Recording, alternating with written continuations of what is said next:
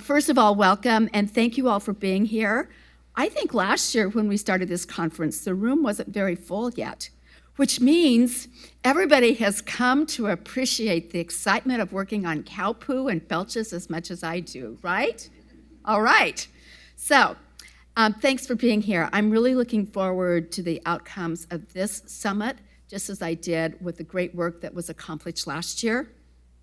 I know I don't need to remind you about the importance of doing this work, but we're at a very particular moment in time where we know that there's no one single entity, one single person, one single organization that can do what needs to be done for the climate crisis. And understanding the importance of reducing methane emissions all across the sector, but especially in livestock, is yet another way for our farmers, our ranchers, and all of their partners to show leadership on climate and the ability to build resilience so that we can continue to be food producers for our state, our nation, and for the world.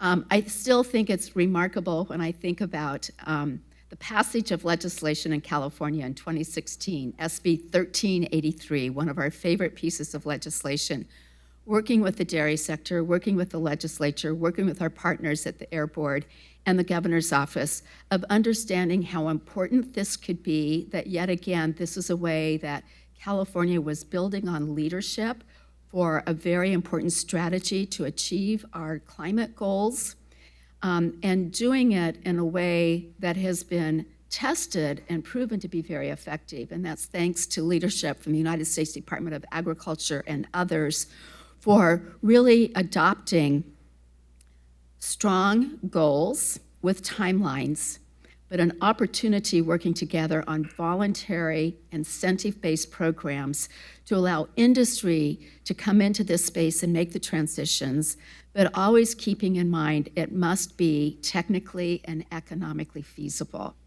And so I'm going to start this morning by thanking great partners, and one of them would be the Air Board.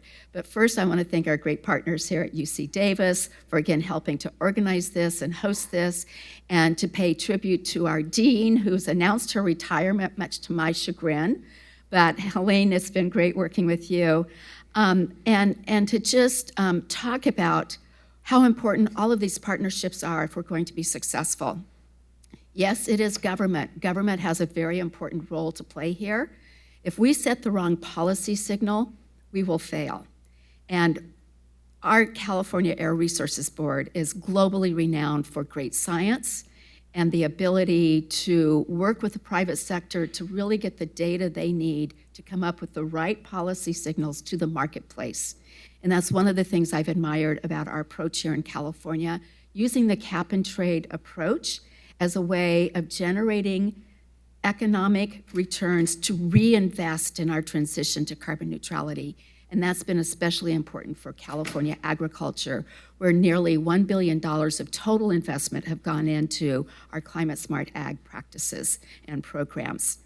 Number two, we can't do our work without research and technical assistance and our friends in academia.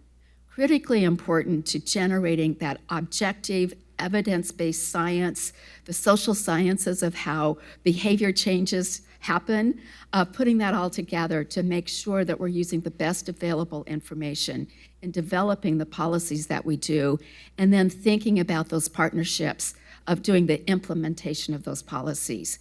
The connection that needs to be made between academia and government has never been more important than now, at a time where there is erosion of trust in government, erosion of trust in all institutions, and being able to show collaboration that really is constantly thinking about generating the knowledge, but then translating that knowledge for end users and the end beneficiaries of that, which brings in the third very important partner in all of this.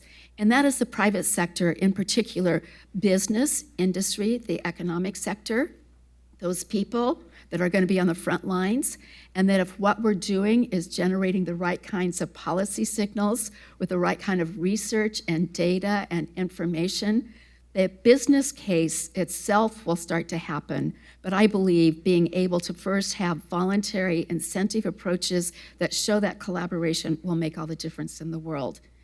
But in all of this, we cannot forget the technical assistance providers.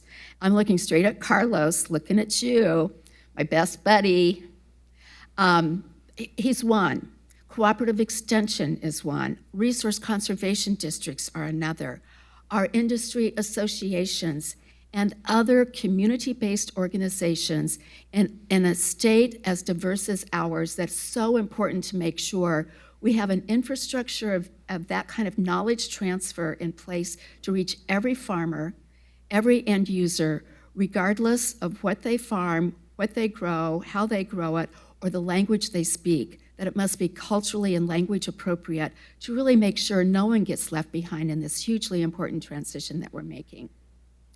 So all of that is critically important. It also doesn't work if there's not very good alignment between state and federal government. Thank you very much, Undersecretary Bonnie, for coming back to USDA and putting some final touches on the great work that you generated during the Obama administration. Here in California, we've been able to make the progress that we have because of our partners in the dairy sector in particular. Livestock methane emissions is something for all of livestock, but our dairy families have been leaders.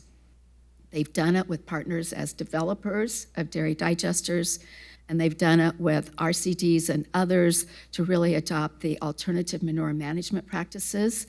We have done tremendous work, and I gotta make sure I get the numbers right, so I better look at my notes now that I've ad-libbed enough and said I'll never talk for 20 minutes. Sorry, Robert, I probably will now.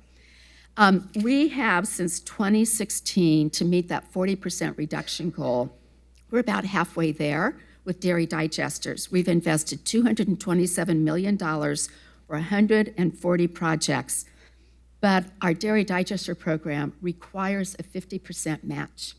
And the matching dollars on this are much more than 50%, $489 million of matching funds.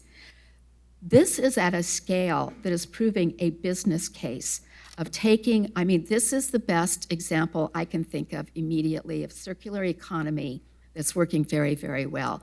Taking a waste stream, converting that to a more useful product, but in the conversion of doing that, addressing toxic and criteria air pollutants, increasing the opportunities and the investment in local economies, and other environmental benefits, especially with alternative manure management practices to our healthy soils.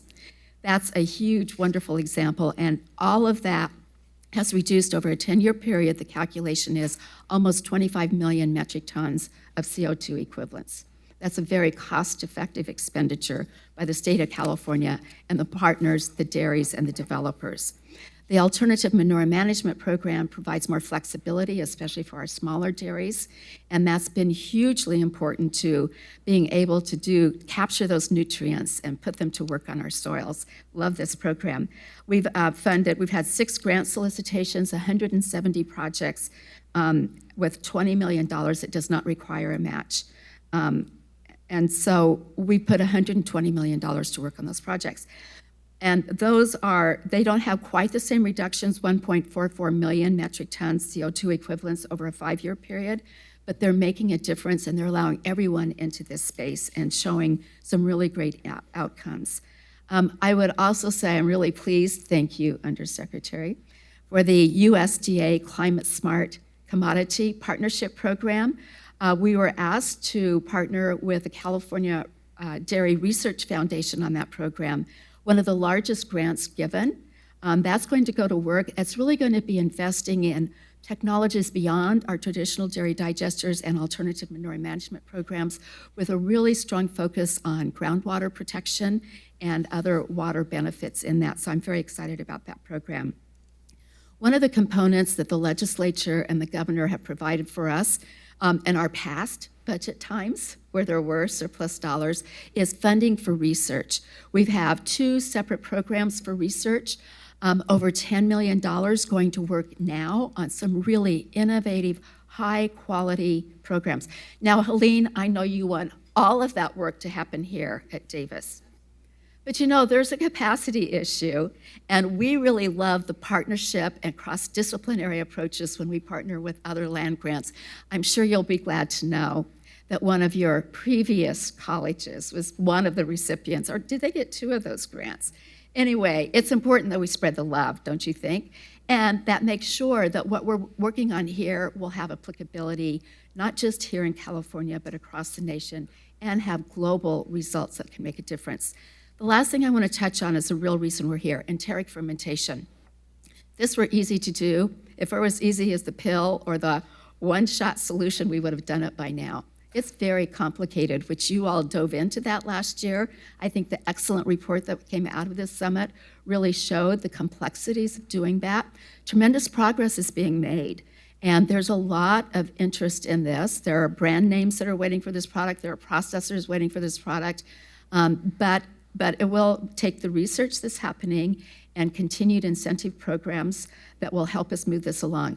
We have been told since the first of the year, the Food and Drug Administration is very close to having a product out. We're very supportive of the federal legislation that could streamline that federal regulatory process for something as important as this. But think about the complexity of this, other partners involved in this. The health of the cow, our veterinarians and health specialists, making sure we can get the rations right, which is a very precise part of dairy in California, so all the animal nutritionists and the feed companies have to be involved in this.